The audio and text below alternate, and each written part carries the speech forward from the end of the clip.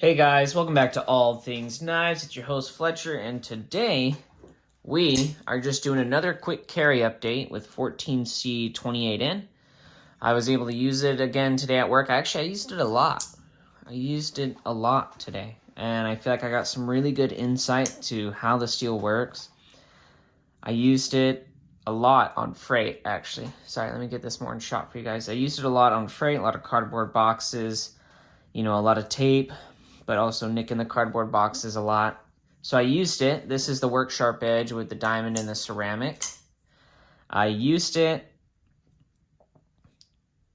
It had a really nice edge to begin with. I'd used it some the day before. I used it today.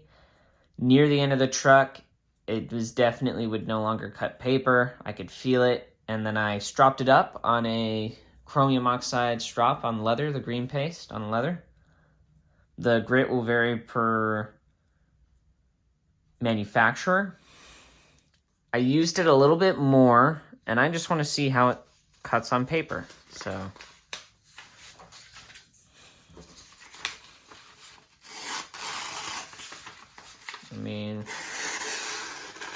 that's not...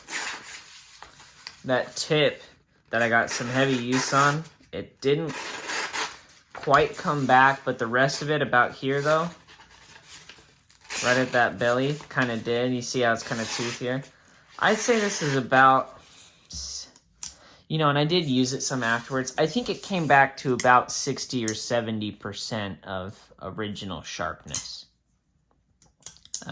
Definitely not 100% of original sharpness, but it got pretty dang sharp after, stropping. Maybe the back part will display how sharp it was. See that? So, and let's see if you can see the difference. If you can see. I can see, I think I caught it there on the camera just barely. I think you can see it. If you see that little sparkle right there, it's very slight. You might have to pause the video.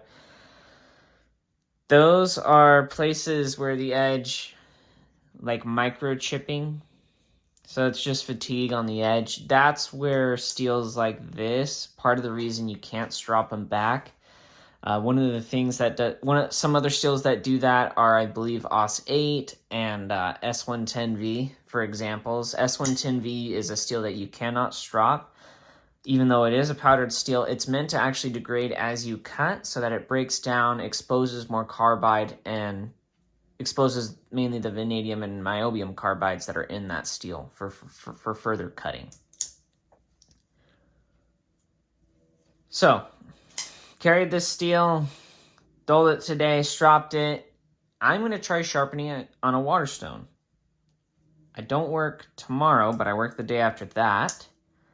And if we have a truck, which they said we're going to be getting a lot of trucks, it'll be a good time to see how Waterstones do, like an actual aluminum oxide Waterstone does on sharpening this. And I will include the difference on how it feels on diamond versus aluminum oxide as part of the review, but I'll also tell you how it does. Actually, yeah, it'll be part of the review because this is my last 14C28N update. So far, the steel has impressed me. I didn't think it would do this well, but it's definitely done better than I thought it would, which is good. I'd rather be good surprised than bad surprised. I am liking it. I am really liking the Civivi Kojin as well, and I'm definitely going to have to try out the Altus that they just came out with. But I'm really excited to see how this does. I believe this is the third edge, and the one I'm about to put on will be the fourth. So it'll be good to kind of see if there's any edge retention difference between them. I don't suspect that much of a burnt edge on this guy just because 14C28N is easy to sharpen and no vanadium carbide, so the abrasives at the factory shouldn't have had too much of a hard time sharpening this guy, even hardened. Please do like, comment, share, subscribe. If you can, it helps out the channel. At 500 subscribers, I'm doing a giveaway.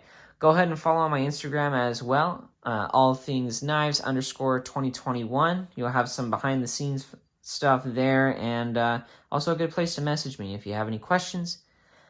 Leave your comments down below what your experience is with 14C28N. And as always, thanks for watching, guys. Stay sharp.